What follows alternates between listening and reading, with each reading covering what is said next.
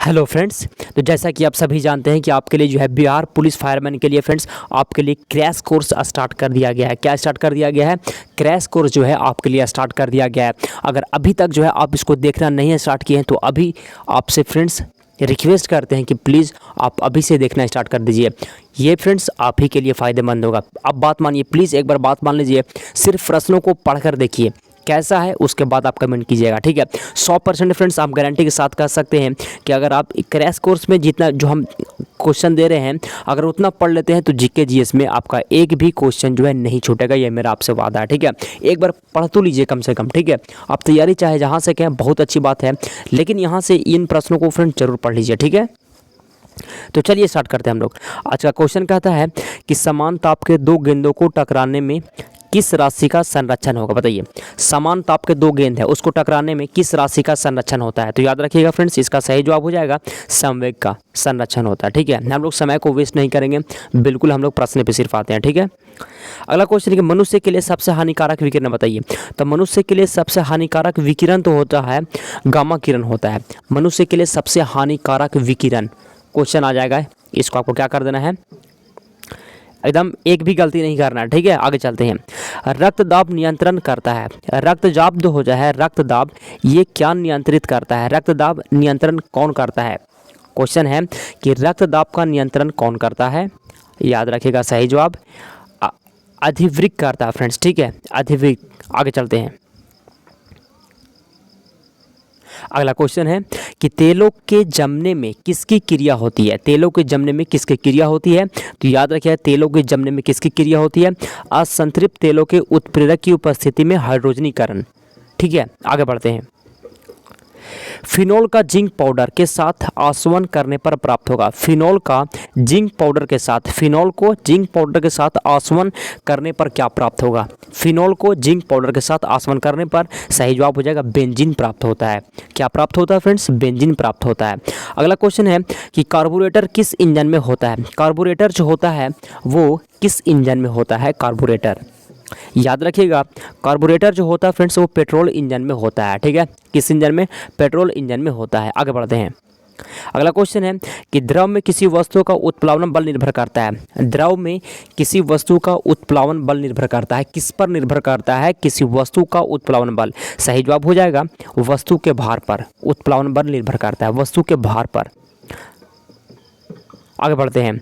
कान में कितनी हड्डियां होती हैं? अगला क्वेश्चन है कि कान में कितनी हड्डियां होती हैं? क्या होगा सही जवाब? कान में कितनी हड्डियां होती हैं? याद रखिएगा 6 हड्डी होती है कान में। क्वेश्चन आपके एग्जाम में आ जाएगा तो गड़बड़ाना नहीं है आपको, ठीक है। आगे बढ़ते हैं। इंद्रधनुष में नारंगी और हरे रंग के बीच कौन सा रंग होता है? इंद्रधनुष जो होता है फ्रेंड्स, इंद्रधनुष, इसमें नारंगी और हरे रंग के बीच कौन सा रंग होता है? हरे और क्या? नारंगी और हरे रंग के बीच कौन सा रंग होता है इंद्रधनुष में? सही जवाब हो जाएगा इसका पीला रंग होता है फ्रेंड्स। याद रखिए कौन सा रंग?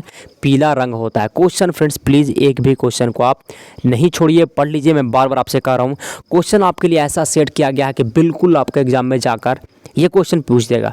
बात मानिए एक बार, आप तैयारी चाहे जहाँ से भी करें बहुत अच्छी बात है, लेकिन इन प्रश्नों को पढ़े बिना फ्रेंड्स मत जाइएगा, जो हम आपको दे रहे हैं और आपके एग्जाम तक देते रहेंगे, ठीक है। अगला क्वेश्चन है कि किस ईंधन का उच्च कैलोरीफिक मान होता है? किस ईंधन का उच्च कैलोरीफिक मान होता है? याद रखिएगा हाइड्रोजन का। किसका? हाइड्रोजन का उच्च कैलोरीफिक मान होता है। आगे बढ़ते हैं। ग्रीन हाउस प्रभाव का परिणाम बताइए। ग्रीन हाउस प्रभाव का परिणाम, ग्रीन हाउस प्रभाव का परिणाम सही जवाब हो जाएगा इसका पृथ्वी और औसत तापमान का बढ़ना, ठीक है। ग्रीन हाउस प्रभाव का परिणाम है कि पृथ्वी पर औसत तापमान का बढ़ना, ठीक है। पृथ्वी पर जो औसत तापमान होता है वो बढ़ जाता है। आगे चलते हैं। दूषित जल को किस प्रकार शुद्ध किया जा सकता है? दूषित जो जल होता है, दूषित जल में गंदा पानी को किस प्रकार शुद्ध किया जा सकता है? वहाँ पे ऑप्शन दिया रहेगा, आपको गड़बड़ाना नहीं है फ्रेंड्स। आपको इस पर टिक लगा देना है। किस पे?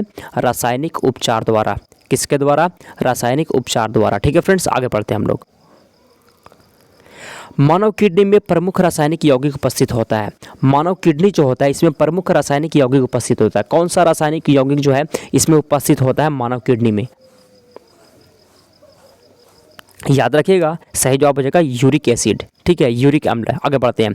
यदि पृथ्वी का अक्ष अनंत नहीं होता तो क्या होता है? तो याद रखिएगा कि ध्रुवों से विषुवत रेखा तक तापमान विकिरण एक समान होता है। ठीक है, आगे बढ़ते हैं। होलोग्राम क्या है? क्वेश्चन अगला है कि होलोग्राम क्या है। क्या ये क्वेश्चन को आप पहले पढ़े थे? अगर नहीं पढ़ेंगे तो आप प्लीज़ पीछे हो जाएंगे, आपका सिलेक्शन नहीं होगा। इसलिए बार बार कह रहे हैं आपसे कि पढ़ लीजिए। ठीक है, होलोग्राम क्या है? सही जवाब हो जाएगा किसी वस्तु का त्रिविमीय दृश्य को होलोग्राम कहा जाता है। किसी वस्तु को त्रिविमीय दृश्य। ठीक है, आगे बढ़ते हैं। शॉर्ट सर्किट की स्थिति में ट्रांसफार्मर की दक्षता होगी। शॉर्ट सर्किट की स्थिति में ट्रांसफार्मर की दक्षता होगी, कैसी होगी? ट्रांसफार्मर की दक्षता होगी कैसी? सही जवाब हो जाएगा शून्य होगी। ठीक है, क्या होगी फ्रेंड्स? शून्य होगी। आगे बढ़ते हैं। जब कोई वस्तु अस्थायी रूप से विकृत हो जाती है तो इसे क्या कहा जाता है? जब कोई वस्तु अस्थायी रूप से विकृत हो जाती है तो इसे कहा जाता है, क्या कहा जाता है? जब कोई वस्तु अस्थायी रूप से विकृत हो जाती है तो इसे कहा जाता है प्लास्टिक विरूपण। क्या? प्लास्टिक विरूपण कहा जाता है। आगे बढ़ते हैं। फ्लक्स की इकाई क्या है? फ्लक्स की इकाई क्या है? सही जवाब हो जाएगा वेबर है फ्लक्स की इकाई। वेबर है फ्लक्स की इकाई। आगे बढ़ते हैं। विद्युत शक्ति परिपथों में डायोड मुख्यतः किस रूप में प्रयुक्त होता है? डायोड जो होता है मुख्यतः किस रूप में प्रयुक्त होगा?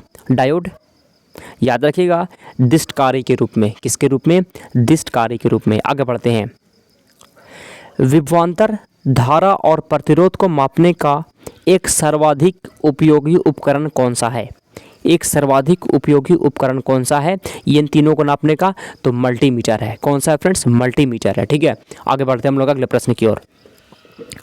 अगला क्वेश्चन है कि एक व्यक्ति समान गति से चल रहे खुले वाहन में बैठकर ऊर्ध्वाधर रूप से ऊपर की ओर एक पत्थर फेंकता है। पत्थर कहाँ गिरेगा? कोई व्यक्ति जो है एक समान गति से खुले वाहन पर बैठकर जो है ऊपर की ओर एक पत्थर को फेंकता है। गाड़ी में बैठे हुए खुले गाड़ी पे मान लीजिए ऊपर पत्थर की ओर फेंकता है तो वह कहाँ गिरेगा? ये क्वेश्चन आपके लिए HW है। ठीक है, इसका आंसर जो है आपको अगले वीडियो में हम बताएंगे। आपको तब तक इसको कमेंट में बता देना है। ठीक है, तो चलिए हम लोग अब वीडियो को समाप्त करते हैं। लाइव में भूलना मत जुड़िएगा फ्रेंड्स, रात 8:30 बजे। ठीक है, तो चलिए समाप्त करते हैं।